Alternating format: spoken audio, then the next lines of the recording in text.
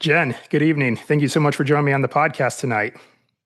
Thank you for having me, Josh. I'm excited to be here.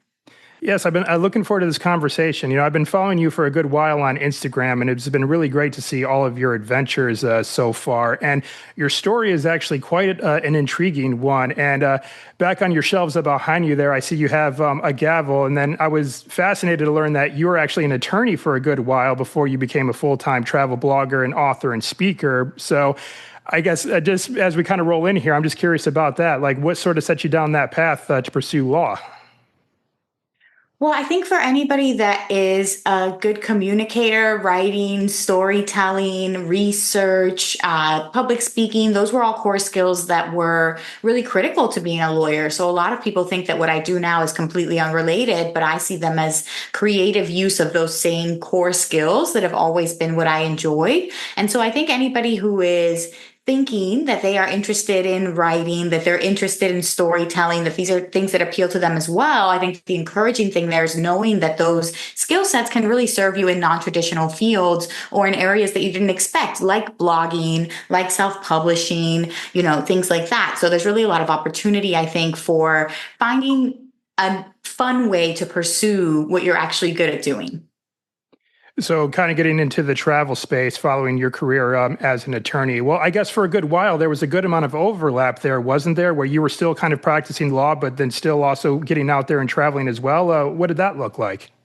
There was, yes. So it definitely, I think for anybody that's doing something on the side or building something or considering making a big career pivot, it definitely doesn't happen overnight. You usually aren't quitting and going all in right away without some kind of proof of concept. So for me, there were many years of ideation, of trial and error, of restructuring, of rebranding. I had two different blog names before I landed on Jen on a Jet Plane. And so I started blogging in 2014. I had my first paid freelance travel writing article in 2016. In 2017 is when I took a personal travel challenge the year before my 30th birthday that really propelled my social media following. And really one of the trips that I did that year during that travel challenge was to my first travel conference. So it also showed me about the business of travel, how this could be something that I monetized, and then using all of that, learning that entire year, on the side at nighttime when I came home from work,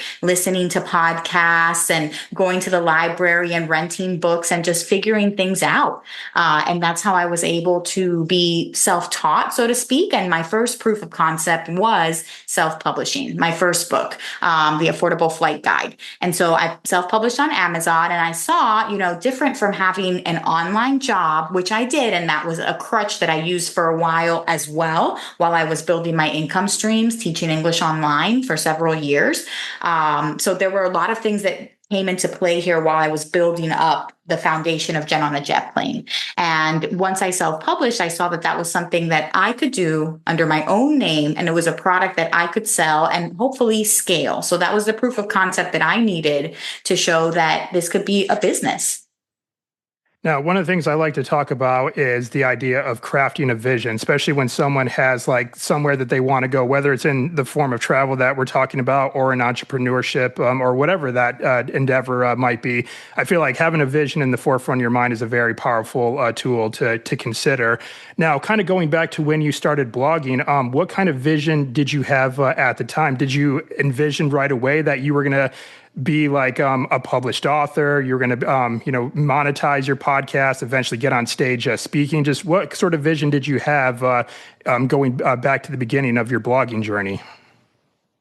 So I would say that in the beginning, I really wanted blogging to be what took off because I don't think at the time being an influencer, content creator, that was really something at the forefront. And I don't think that being a travel writer necessarily was something that I thought was possible for me without going back to school, getting a master's in fine arts, all of these other things, because I have been taught the traditional way to pursue a career path, and it requires grinding and interning and all of these things. So I thought media media wasn't necessarily open to me. And now more than ever, new media, as things change and become social and digital first, we're seeing a shift in those traditional newsrooms where freelancers are becoming more important, where they are able to write for these major publications. But it wasn't something that was really in my mind then. And the only real measure of success and the only real role models that I had were those successful early on bloggers who were making a living sharing their travel advice online in their own sort of digital publication. And so that was something that I was hoping to do. And I thought, maybe I could get really good at blogging. Maybe my articles could do really well, rank well on Google, and I'd become a really popular, really well-known solo female travel blogger. So that was the vision at first. And I didn't have any idea of how much it would expand. And I think even when I was self-publishing, the goal was to write as many books as possible, because I learned early on that most self-published authors, most authors in general who make six figures or more off of book royalties, have 20 books plus. And so I thought this is, yeah. So I never had it in my mind that I'm going to write one book and be rich off of this one book. I knew I had to put in the reps. And so I had it in my mind, a vision of perhaps, maybe the next 10 books or so laid out in my mind of a possible series I might want to do or possible topics I might want to cover. Also knowing that when it came to self-publishing, which was more like an expansion of the blog, right? Just the kind of nonfiction, how-to, sharing what you know in what I was writing in the travel space. And so that was something that could really be scaled. It could be easily changing over time. As things change, the Affordable Flight Guide had airlines that are now defunct. And so those were things I kept updating. And so I had a vision of only so far out, like maybe 10 books or so out, and just knowing that the goal was to keep writing and keep scaling. And so those were maybe the early visions I had without even realizing how much more could be attached to all of that. You brought up an interesting point just now. I believe the term you used was traditional routes, because you were talking about how, going through law school, pursuing traditional education and finding a very lucrative career that you could have really, again, rose in the ranks of that field as well. What did the conversations look like with others as when you were kind of telling them, what, I think I'm going to start steering away from law, what I just went to school for, to pursue this blogging, becoming an author and everything along those lines too? Because I feel like if you got your law degree, especially at a young age, I believe is what you achieved your degree in, and also passing the bar at a young age as well. I think a lot of people would just assume, well, you have it made now. I mean, you are going to be a very well-respected attorney and you're going to go places with that. But then you're like, no, I'm going to go out and travel and I'm going to write and instead. So what did the conversations look like with a lot of people when you kind of were telling them that you had this vision that you were going to pursue?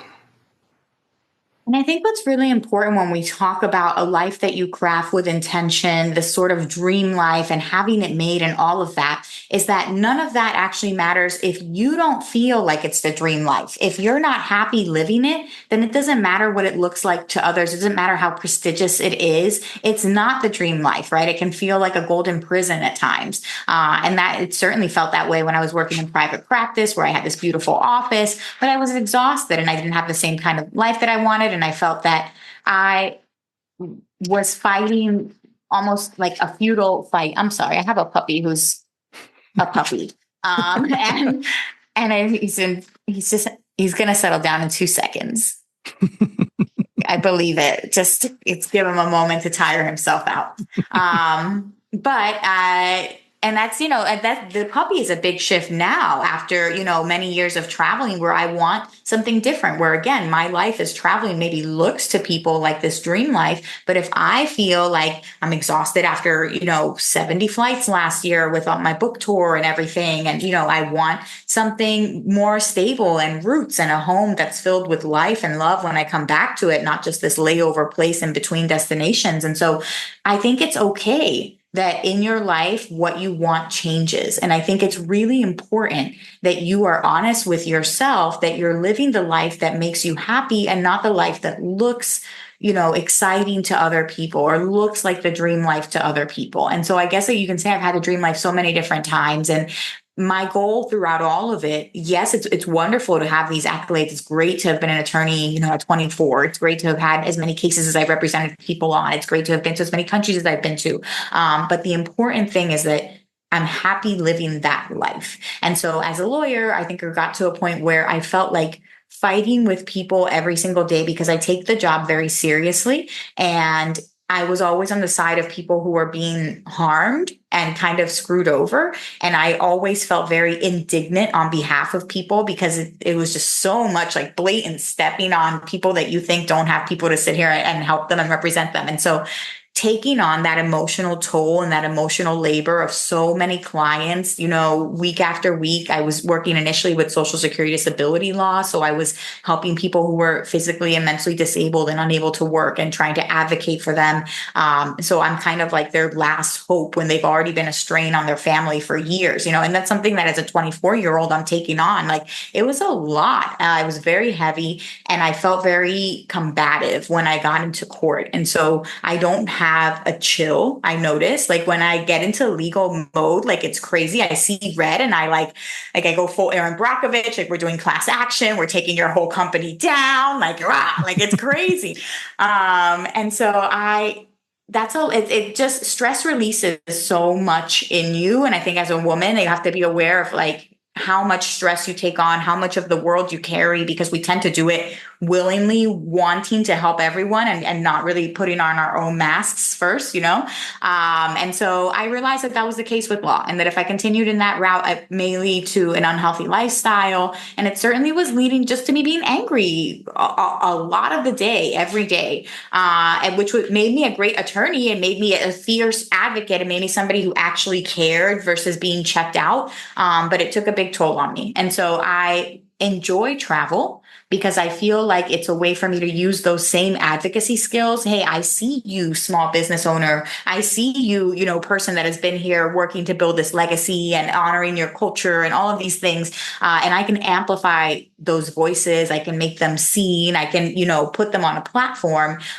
in a way that's much more collaborative instead of combative. So that's why I think that, that shift was a welcome one for me and one that was really served me so well over the last 7 years. And now I'm looking to see how I can strike a better balance between traveling all the time and now at 37, trying to see what else I want to have a much more complete life. So speaking of travel, let's go ahead and get to that a little bit more now as well. So, a lot of what you talk about is solo traveling. And so can you take us back here a little bit here and just kind of tell us, when did solo traveling kind of start falling into your timeline here? Was this actually kind of something that came out of just, I guess, for lack of better terms, the stresses that you were feeling as a young attorney? And then is that kind of what sort of spawned your interest to want to go out and travel solo? My first big solo trip was interning in Australia during law school for a summer. And I didn't realize that I was going to be the only intern going. Like, I didn't realize there was no teacher, there's no other student. Like, it's me going to Australia on my own. And I was like, okay, cool. Like, I guess we're going to figure this out. And so that was my first big solo experience. And then from there, as an adult, I just realized that it became a lot harder to schedule things with friends. People have to coordinate budgets and time off, and everybody has to book at the same time. And it just becomes really hard to get people to actually go. And I didn't want to spend my life waiting for other people to come with me.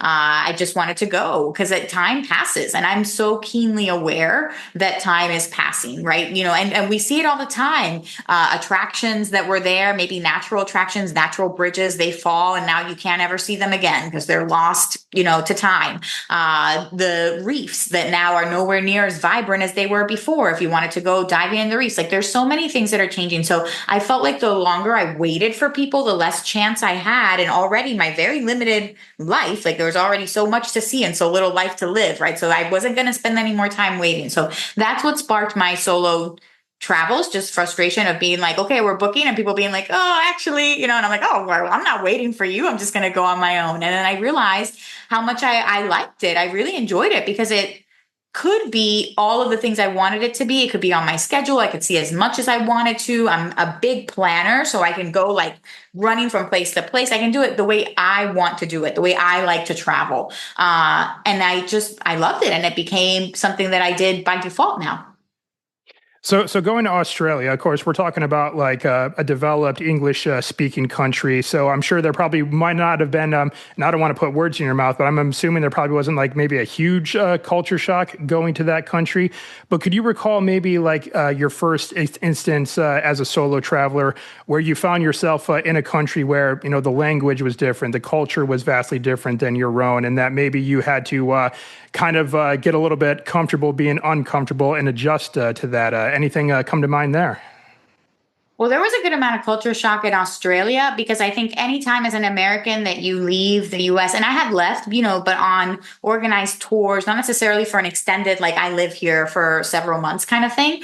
And with Australia, I think when you do that and you're living there and you're not just a visitor, people talk to you normally, right? Like they're not trying to be like, oh, have a wonderful day. I hope you enjoyed our country, but rather like, actually, like, we think Americans suck and we don't and so you learn very quickly how different things are and how much, like, there was so much of a shock. First off, nothing that they had there I felt was sweet based off of how much sugar I'm used to having on a daily basis in the US. So like everything I felt like was just not, like their hot chocolate, not sweet. Like everything was just not sweet. Like everything was just like not at all. And I was like, why I have to add sugar to things here to get it to even resemble what I'm used to on a daily basis in the US. So that was a big culture shock.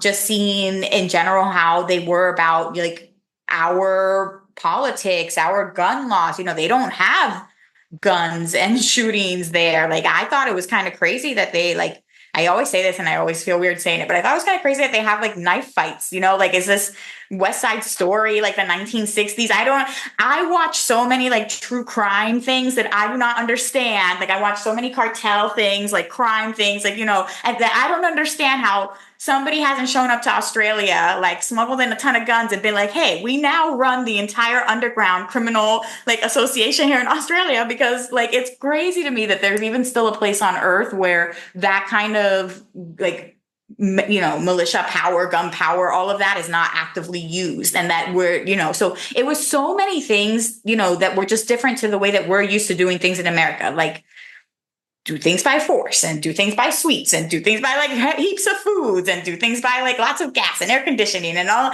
So overconsumption. Like, so there were a lot of things that I saw about America or saw the difference the minute I left and the minute I really spent some time, real time, not just like a week vacation somewhere else. But then I would say beyond that, some of the other more culture shock places like Cuba, I was really concerned because I had gone to school in Miami and a lot of friends that I had family that worked really hard to escape from Cuba or barely left Cuba or were still having, were never able to return to Cuba.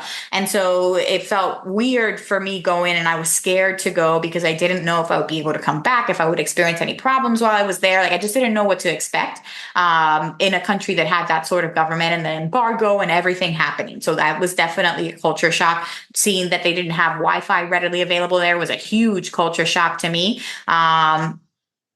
And really made me appreciate, like, there's so much good and bad about America, but I think definitely the best part of it is the unfiltered access to knowledge. Like anything that you want to find out in America, your fringe theories, like anything that you want to learn in America, you have access to at the tip of your fingertips. And I think that that's so wonderful seeing that, in other places, how much they restrict knowledge. Also just going to the Middle East, seeing, you can't have like in Qatar, you can't have PDAs, right? People can't really hold hands or like do things in public that a lot of people do elsewhere. So I've had so many culture shocks everywhere. And it's really just a matter of learning and seeing for yourself and trying your best to be as respectful as you can of the place that you're visiting. So I want to touch a little bit about what you mentioned with your story of you going to Cuba. You did say that there was a good amount of fear there involved. And that's something that I like to discuss with all the women that come on my show, because I have a lot of women in my life who will either see like travel stories from myself or from solo travelers like you. And they love the idea of going out and seeing the world, but they're often afraid to as well, especially by themselves. So could you maybe speak to like any of our female listeners right now, if they have ambitions to go out and travel, but they're afraid to go by themselves? Any advice for them? That's why I plan so much, other than the fact that I really love to be a well-oiled machine and like see as much as possible in the time that I'm in this destination, and not waste my time and dilly-daddle or not have tickets to things. And so I know a lot of people find it like unsexy to plan. You want to have that spontaneity and all of that. And I plan time for spontaneity. But I like to have a plan because I think when you're traveling solo, it helps. It helps to be following an itinerary. It helps to not be lost. It helps to know where you're going and when, especially when it's your first trip and you're nervous. Like I would make such a detailed itineraries on my first couple of trips that I did by myself. Like, okay, what stop am I going to take on the subway? Where do I take it to? How often does the subway run? Because I've made the mistake before of like, it stops running after a certain time, or now it only runs once every hour and you don't want to be stranded there in the subway station for an hour. Like these are things that can be avoided by planning. And so I know that it sounds not fun, but like also getting advance tickets to things. I know somebody who went to Athens didn't realize that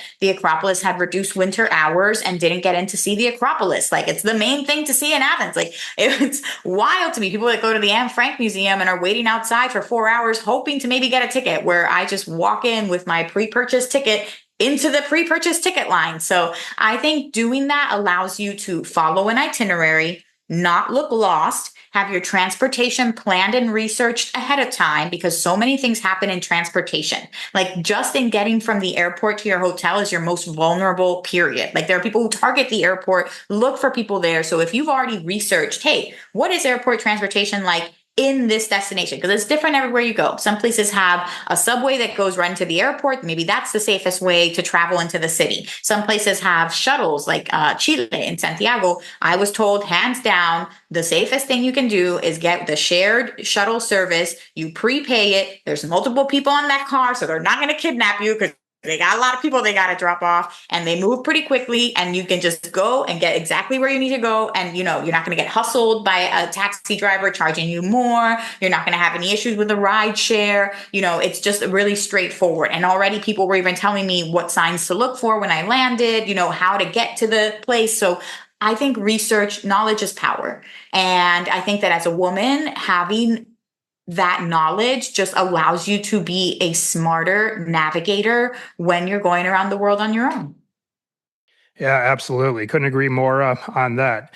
Now, I want to go back and revisit this idea of cultural immersion a little bit, because that's definitely something that you've dabbled into quite a bit. I do remember some of your TED Talks where you talked about you actually got to partake in some ceremonies, like in a couple places and everything like that. So, do you got any stories like on that where you really just kind of just to kind of like put down like any at all barriers, and then just say yes to a lot of those things and just like I said, get integrated.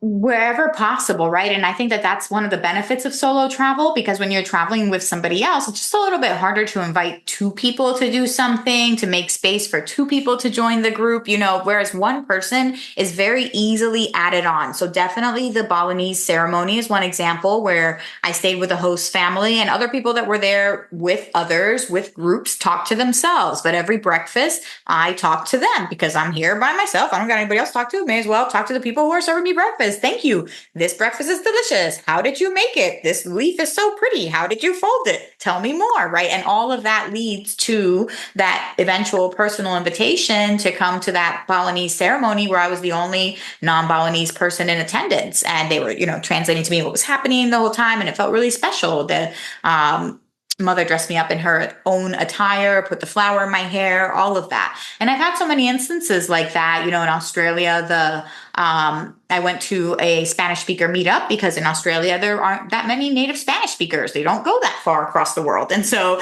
I was really in demand, and I ended up meeting a bunch of people there that were trying to learn Spanish from all over the world, the Philippines, Spain, well, not Spain, but they knew Spanish, but they were there anyway. They were other Spanish speakers, France. And so eventually one of the people there was actually from Yemen, and he invited me to come to Yemen versus Australia soccer game. And I was a little bit nervous about this because I was living in Sydney. I didn't have my own transportation. And this was about 2-3 hours outside of the city. And when I got picked up and I realized there were like a lot of, like, this is a full car. And I was like, always when you're in cars, you get a little bit nervous. Someone else is driving. You're not in control. You're not 100% sure where you're going. You just got to trust them that they're taking you where they say they're taking you. So you get nervous in those situations, but it was great. And we ended up cheering for the Yemen team. We had drums. The Yemen team came over and took a picture with us. And I would have never thought that I would be at a soccer game in Australia in the middle of the mountains cheering for Yemen, like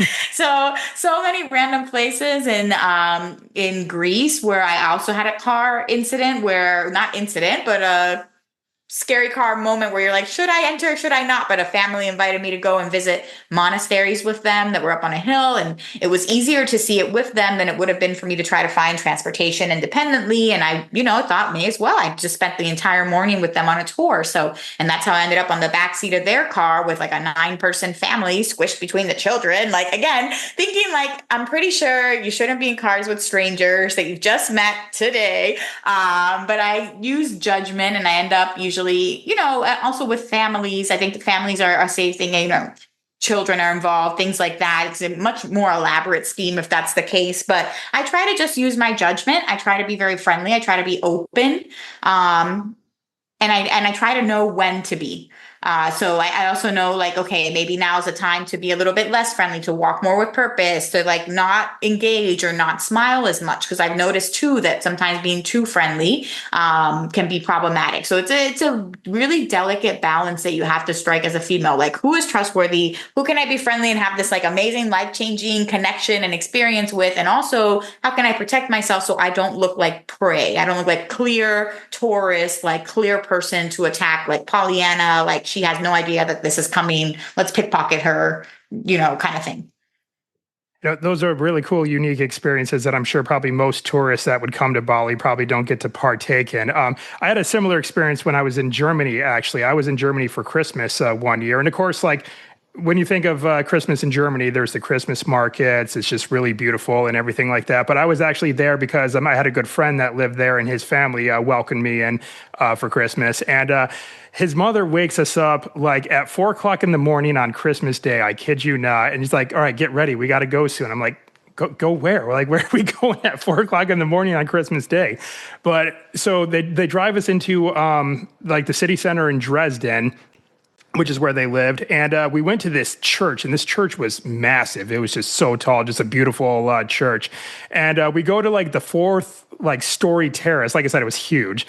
And we just watched a group of high school students put on a nativity play. And of course, it was all in German. I didn't understand anything that was being said. But of course, I was raised Catholic. So of course, I knew the story. And so I could follow along well that way. But I just kind of remembered in that moment, even though I was a little bit groggy getting pulled out of bed that early in the morning, I'm like, you know what? This is pretty amazing because no other tourists that come to Germany are going to come in and watch this. But I'm here right now in this beautiful church watching these students put on a play for everyone there. And I'm like, this is cool. I like this. So, but getting back to you now, I want to talk a little bit about global networking because, of course, you had opportunities like this because you were able to connect with people prior to going, it sounds like.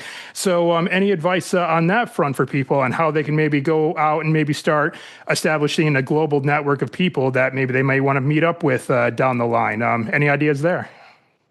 I think definitely if you're in the industry or content creator, freelance writer, videographer, photographer, anything like that, you should be attending travel conferences. So I mentioned that my first one was in 2017. That was to TEDx, Travel Bloggers Exchange. There's so many. The Women in Travel Summit, Travel Con, Women's Travel Fest, Latino Travel Fest, the Black Travel Summit. So there are, travel conferences for whatever niche that you're in. And I highly recommend starting there because not only can you meet other peers, but you can actually have networking appointments with brands. So you can pitch yourself, pitch your services, pitch partnerships. And some of them also have press trips that are included with the price of your ticket.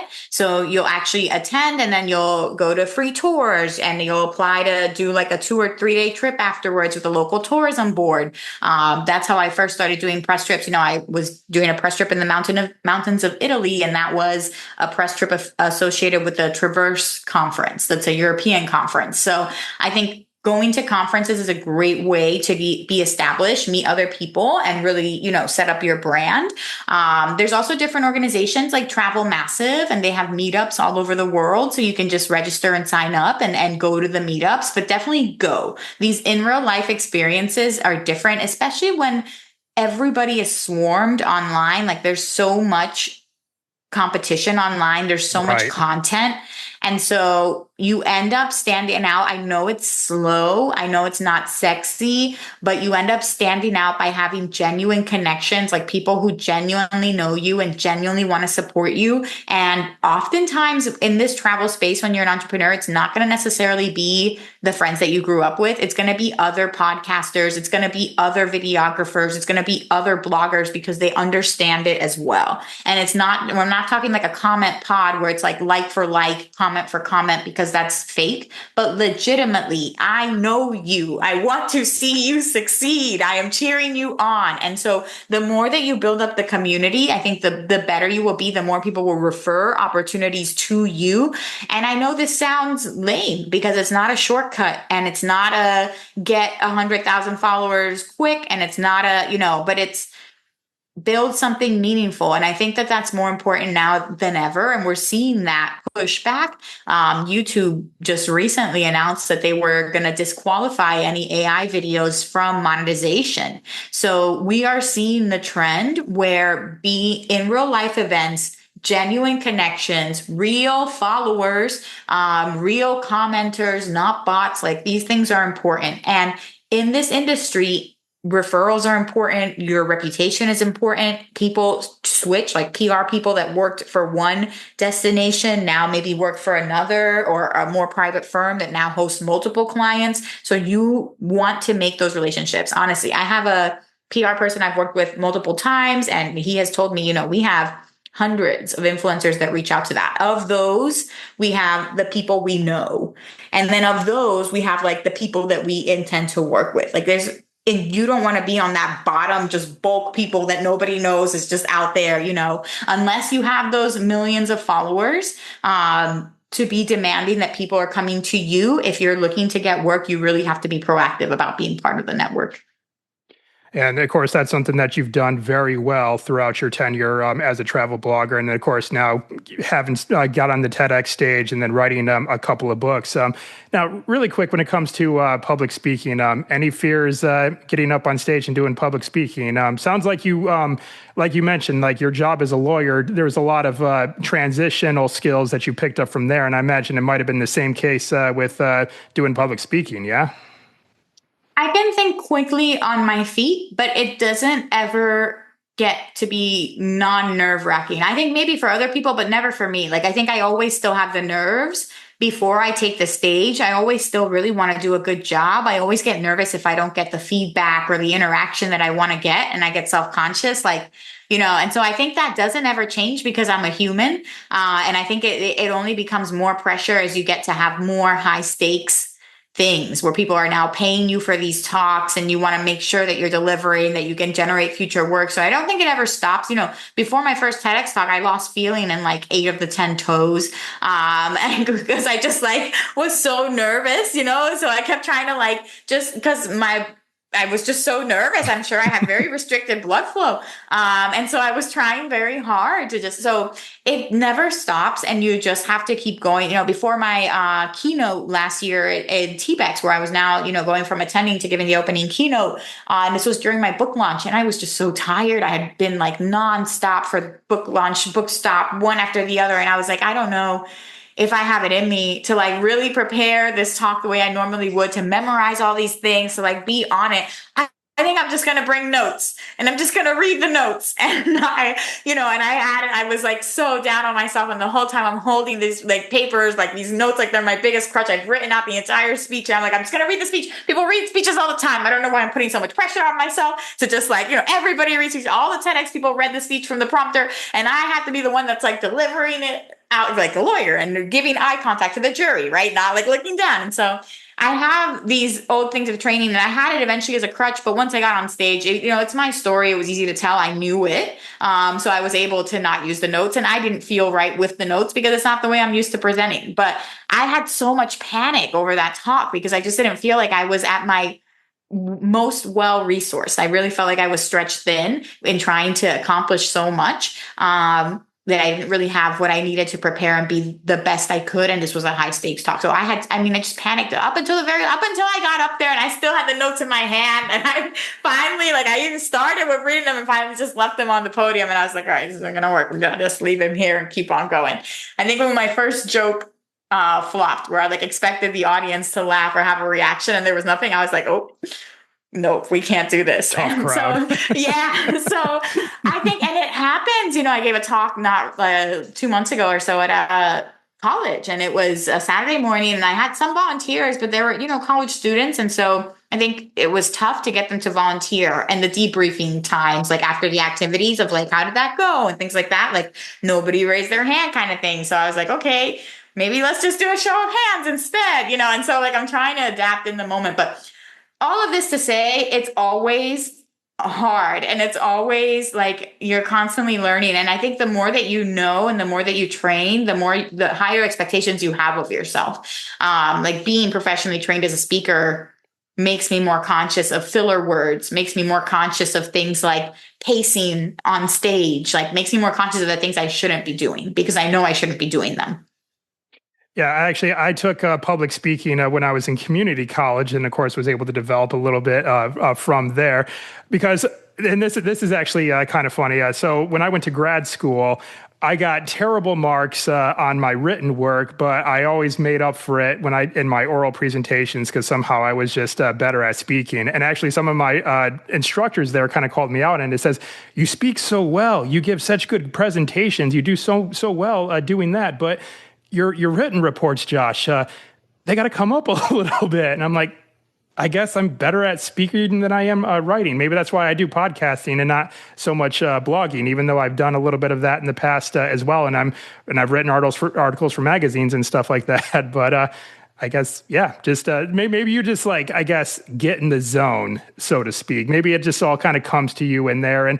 And I would almost maybe dare say, did you maybe get the feeling that maybe the audience kind of resonated with that a little bit more, if you were kind of speaking more from the heart rather than just following a script? What did that kind of seem like? What kind of vibe did you get from the audience? Well, absolutely. That's why after I felt like the first, thing didn't land, I was like, let me just leave the notes and let me just try talking to people. Because at the end of the day, you don't really see that many people from the stage, with the lights and everything. You're not really seeing individual faces, but it helps to be looking out at them. I feel like they feel like you're making more of a connection. They're more engaged. So I do think eye contact is very important. And I think that notes detract from that. And that just had that drilled into my mind as an attorney, because if you're trying to connect to the jury and have them believe you, you cannot have a physical block between the jury and you. You have to talk to them like a person, and they have to like you in order to vote for your client vote for your client during the deliberations. So it's a whole thing. And I think you showed right there how many different ways there are that you can learn and perfect this with classes that you're taking at community college, with Toastmasters, with clubs, with different speaking engagements that you set yourself out to do, even the unpaid ones like virtual summits or things like that, that you can join and hopefully just get more experience. But I don't think the fear ever goes away. I think you just want to do better and you want to keep improving. And I think that that's all you can do ever. Yeah, absolutely. All right. So we started off this conversation talking about vision, going back to when you first started off, the vision you had there. But fast forwarding to now, what does your vision look like moving forward from here? What do you kind of see for yourself on the horizon? Maybe we can start with the remainder of 2025 and then let's go beyond from there. Yeah, well, as I mentioned, I'm in a big transition period right now. I've had travel be the focus of my life for the last my entire 30s, and now I'm 37, and I'd like to have a more balance. Like, I like to have both roots and wings. And so I'm really building out the root part this year, and setting the foundation for some things I'd like to do later on. So I have the puppy that I just adopted, who's wonderful. I would like for me and him to do some traveling together because I'm kind of reading the room and seeing how things are going for the next couple of years. And I think focusing on domestic travel, having a puppy that brings people together, that everybody's excited to see. Everybody loves puppy, regardless of a political affiliation or anything like that. So maybe we can do something positive, a series of going around and highlighting small businesses across the country, highlighting, people to support. Again, the things that I like doing, giving people a platform, but doing so with a little furry helper, so that it's not just me. It's an evolution of my life, because I think I'll always have just me. And I think at some point towards the end of the life, I'll come back to it being just me again. But I'd like to get to the middle where we're adding people and things to this equation. So starting with the puppy, and hopefully that we can do some domestic travel meaningfully, some road trips over the next couple of years. My next book is coming out next summer. All You Need Is Flights, which is the sequel to my first book, my first memoir, 12 Trips in 12 Months. Both of these are traditionally published, not self-published. So I'm hoping that that book does well. It is about healing from heartbreak at 35. And I think a lot of women can hopefully relate to it. And the idea of starting over, when at a time when you think your life should already be solidified, and how you can navigate that and use travel as a tool to better show you the possibilities of what's still out there. So I'm really excited to launch that book. I hope to do a different type of launch. The last launch was a traditional media launch because I wanted to do it, right? I wanted to do the traditional book tour, traditional TV tour, all of that. And and I did it, and it was so much, like so much work. I cannot overstate that. It was exhausting to do a 19-stop book tour, 30 media appearances, more than half of those in studio all over the country. It was great, but it took a lot out of me. And if I'm being honest, from an entrepreneur perspective, I think there's nothing like the validation of having, again, those in real life experiences, but the book launches were at most, 40, 50 people. Whereas I think social media and maybe focusing more on that and focusing more on having a digital first launch could have a much broader reach for people. So these are things I'm experimenting with because, again, as a business person, you always do. You want to see what are some things I can do differently. So I'm hoping to do more of an influencer campaign for my next book and manage that a little bit. And see how that goes. So those are my next immediate goals. Well, I'm sure at all the local coffee shops where you had to go to for your book tour, we're very appreciative of, you coming in there and getting their coffee to keep going. And I would love to still do that. So I think what I would like, I just realized that it was overextending myself to do these things all over the country. So I'd love to still do local in-person appearances at some of these stops that did really great. And maybe, a handful of very strategic stops all over the country at the most well-attended spots from before. But, there were so many appearances, not all of them had a whopping crowd. I think my least attended event only had like 3 people. And so at that point, I've flown all the way here. This bookstore has hosted this event. There were a lot of other events happening in the city that night. Like, it was crazy just with the traffic. I barely got there and I was going to be there early. So I get it. But it was a little bit discouraging to feel like I spent all this money to get here and I, didn't have that ROI. So I think it's just live and you learn as you do things. And I was really sad because there was one guy who had that happen to him in Barnes and Noble, and somebody took a video of it, and he's like, "Oh, this guy's here, and nobody's signing it. Nobody's coming to his book signing." And he went super viral. He had like 10 million views. His book became like number 1 on Amazon. And I was like, man, how many of those instances that I had if somebody could have just been like, so I think, just refining and hopefully having that be the strongest version of it as I learn, right? Because always the first time doing something is not going to be your best. You're going to learn and take the lessons from that and hopefully implement that into a stronger strategy for the next time. Yes, absolutely. And of course, you mentioned your latest book, 12 Trips in 12 Months. Well, it's sitting on your dresser behind you there. It's the blue Yes. cover with oh, there we go. An even And bigger there. one. Yeah, And they're over in the there. book. Yeah. Yeah. So, where can our listeners and viewers go find your books? You said you have a few others out there as well, 5 total right now with a 6th one on the way. So, where can we go and find them? Yes, you can find them on Amazon. Just for all of the self-published ones, they're going to be on Amazon exclusively. But otherwise, 12 Trips in 12 Months is anywhere books are sold. And also, I believe some of the award-winning ones, the Affordable Flight Guide and the Solo Female Travel book should also be in Barnes& and Noble, Target, things like that. But 12 Trips in 12 Months, Apple iBooks, Kobo, Audible, and I read the audiobook myself. So anywhere where books are sold, you should be able to find it. All right. Well, I'll link up your author page on Amazon in the show notes for this episode. Or if we have viewers watching us talk on YouTube, it'll be down in the description below. They can go and find them there. All right. Well, Jen, as we start winding down our conversation today, I have a few more standard questions that I like to ask all my guests at the end of the show. So, of course, you're going to get asked these as well. And the first thing that I like to ask my guests to do is issue a challenge to our listeners, because we got to hear some good stories from you today. We got to get some great insights from you today. But as I always say, stories, information, inspiration can really only take our listeners and viewers so far. If they want to go out and do amazing things with their lives, they're going to have to follow up what they hear today with action once they're done listening. So with that, what challenge would you issue to our listeners and viewers today for them to go out there and start living a more adventurous life? This is my bread and butter. So this is summertime, and a lot of people may be disappointed if they didn't get the big trip, if they're not in Europe right now, and you may be thinking like, oh, it's a wash. I encourage you to find something fun that you really want to do. It could be in your city, it could be in your state, it could be another state over, but find something that you get excited for, that you actually like really enjoy. And that could be anything. It could be attending a Comic-Con, it could be going to a lavender field, it could be having a perfume making class, literally anything that you like.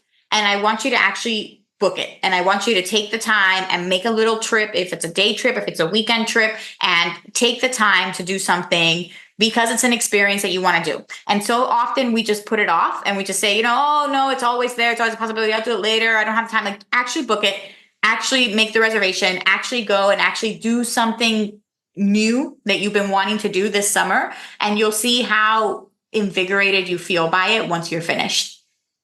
Yeah, absolutely. We like to think that, oh, we'll just do it next year or whatever. But then next year turns into 5 years later. 5 years later turns into 10 years. Next thing we know, we're at the very end thinking, oh, crap, I never actually did that thing that I said that I wanted to do. So you just got to get out there and do it. It's just we're not immortal, sadly. So, yeah, it's just you got to go out there and just make it happen. So I appreciate that. Right on.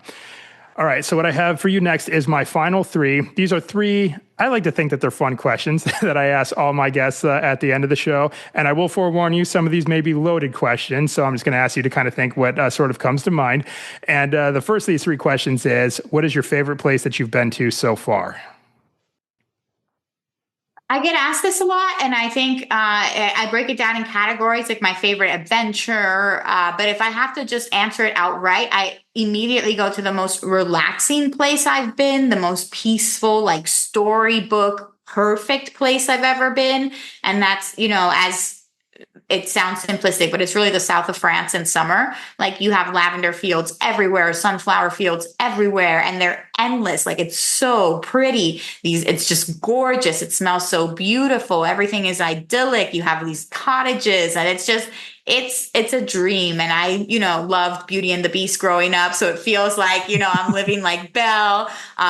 So I really enjoy it. The French food is amazing. And it's the most, and I love the art. I myself chased the real life places that Van Gogh painted. So I love seeing, 100 years later, what does this look like? Is it the same? Are the lights the same over the river? Like, I nerded out so hard, and I did it all, with a big pasta and a bowl of cheese, and and it just was amazing. And so I always think of the south of France as the place where I can be the most relaxed. And because of that, it tends to be what I think of when I think of a favorite place. Do you see yourself retiring there someday? I'd love to think about that. I think actually when I think about retiring, I, for some reason, have a Mamma Mia moment, and I think about the Greek islands. Because there's so many of them, and the Mediterranean diet is like, it's a blue zone, so you're supposed to live much longer there. And it is, there's hundreds of those islands. So I could really be somewhere with like the white stones, the cobblestones, and just the beautiful scenery and seafood every day. And I think that would be a wonderful place to relax. So somewhere around the Mediterranean. I thought a DNA kit and realized that bunch of me is like Spaniards from the Canary Islands. So I thought that maybe that would be a place I'd like to visit and learn and maybe retire around that kind of area. Maybe like the Portuguese islands, Spanish islands, Greek islands. I think all of those would be great options for retirement. All right. Yeah. Actually, I went to Tenerife a few years back and taken the winding switchback up the mountains on that island to some of these like remote villages with these incredible views. Yeah. For anyone who hasn't been there and wants a nice island escape, that's one I would certainly recommend is the Canary Islands. So right on. All right. So the next question in this final three, what is one thing on your bucket list that you have yet to do? So many. I'd say the two competing ones right now, because I try to knock out a big bucket list thing every year for my birthday. I think it's the best way to celebrate your birthday. You're going to be so excited about your birthday, and you shouldn't feel bad about doing it because it's your birthday. So you're going to be like, forget it, treat yourself, do it, splurge it. So the two big things on my mind right now competing for the next one are getting a custom wardrobe made for me in Vietnam.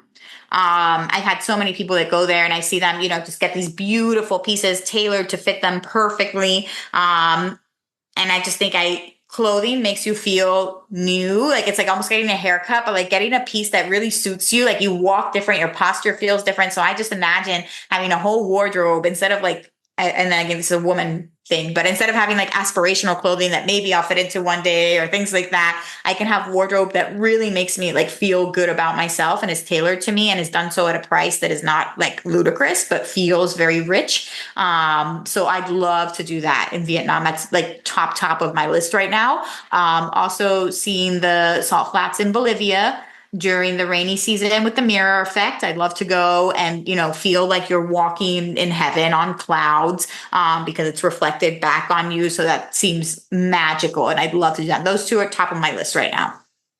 I do like the idea of going to do something epic for your birthday. Actually, one of my bosses in the Marine Corps, like she looks like significantly younger than what she is. I mean, like you see her now, like 20 years later, she looks like she hasn't changed at all. And I think maybe a good reason for that is because she goes all out on her birthday because she just believes you have to celebrate life. And so I'm taking a page from her book this year myself. My birthday is in December.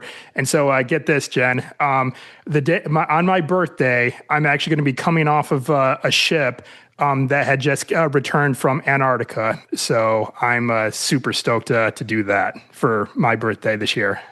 And you'll be on the ship that's going to Antarctica. Yes, I will. Yes. Okay. So, all right. Let me backtrack a little bit here. So, I'm sailing to Antarctica towards the end of November, and then when I return from Antarctica, it'll be my birthday. So that's incredible. That's a really cool way to ring in the big 4-0 is coming back from Antarctica. So. Couldn't agree with you more about doing something big for your birthday and just celebrating life that way. So right on. That's amazing. That's amazing. You'll never forget that. And so few people get a chance to visit that continent. I think it's incredible. That's a great one. Yeah. And if you ever want tips later on, if you want to go there yourself, I'll be happy to forward along what I learned. So Thank you. Thank you. Absolutely. All righty. Right on. And my last question, Ed, and this is a two-parter. What is your favorite animal, and have you seen this animal in the wild? Well, I mean, I had like three that came to mind all at once. So I had a hard time picking the voice in my head. I like giraffe, sloth, and the gorilla, because those were the three that I guess I've seen in the wild that I've been most excited to see. I would say if we were to say favorite, maybe dolphin would have been like my original favorite answer. And I've seen those in the wild, but giraffes I saw at Giraffe Manor, which were incredible, and in Masai Mara National Park. Gorillas, I saw a baby gorilla in Rwanda while gorilla trekking, and a sloth I saw one, inches from me in Panama. which was really wonderful. Because I feel like a lot of people, when they see the sloth, see them up in a tree, they see them behind something. And I was like, he was right there. And you could have touched him, but I didn't want to disturb him because he was sleeping so peacefully. And I wanted nobody else to disturb him either. But I got as much video as I could. So those were, I think, really 3 wonderful animal experiences that I had. The baby gorilla was just born a few hours beforehand, and we were the first humans to see her. Really? Wow. So I don't know that like gorillas would have been my top favorite animal, but that baby gorilla was something really special. And I learned a lot about the silverback gorillas and how they are. And no, it was scary. It was really scary to be around like gorillas because I don't know that I'd do it again. It was one of the wildest things I've ever done. But that was a really beautiful experience to get to see that baby. And then the giraffes are just such great creatures. They're so fun. They have so many fun facts about them. They sleep the least. Their tongues are antiseptic. Like they have so many cool things about giraffes that I learned. So I'm just nerding out over all these animals all over the world. All right. Awesome. All right. Well, Jen, that's it. That's all the questions that I have for you tonight. But before we call it a day here, let's just recap one more time where our listeners and viewers can go and find your books, and how can they connect with you, like out there on the social media and internet space. Absolutely. You can find me on all socials at Jen on a jet plane, like leaving on a jet plane, Jen on a jet plane. And if you go to jenonajetplane.com/start, you'll actually find there the links to my books, the links to my Substack, the links to a couple of freebies if you're interested in affordable flights or if you're interested in becoming a travel writer. So that's a great place to go. Just jenonajetplane.com/start. All righty. And like I mentioned, I'll have all those linked up in the show notes for this episode, or if we have viewers watching us talk on YouTube, it'll all be down in the description below. They can go there and click away and find everything. All right. Well, Jen, I want to thank you very much for taking the time for joining me today. You know, I always feel like I'm a big recipient of this podcast myself, just getting to hear all these amazing stories and just, keeps my own fire burning and continues to go out there and see amazing things myself. So thank you so much for being here and sharing your stories and insights with myself and the listeners today. This has been great. Absolutely. That's the community we were talking about, Josh, and I'm happy to have been invited to be a part of yours. All right. Right on. All right, we're back really quick. We have a special guest that just showed up on the podcast. Jen, who do we have here? This is Miles. Hi, Miles. Hey, buddy. I am Miles. You can find me at Pup on a jet plane. I'm sidekick to Jen on a jet plane. I bite a lot because I am teething. And I am very, very fuzzy and curly and a floofer. All right, and how old is Miles now? You did mention it during our conversation, but just a puppy now. He's only 14 weeks. He's 3.5 months. Right, baby? Yeah, he's a baby. And Miles, thanks for joining us tonight. You having a good time? He says, yes, he is. I would like to lick more things, and maybe we can go for a walk now, Mom. All right, well, Miles, we look forward to seeing you again very soon. Say thank you. Nice to meet you, Josh. All right. Y'all have a good night. Bye-bye now. Bye.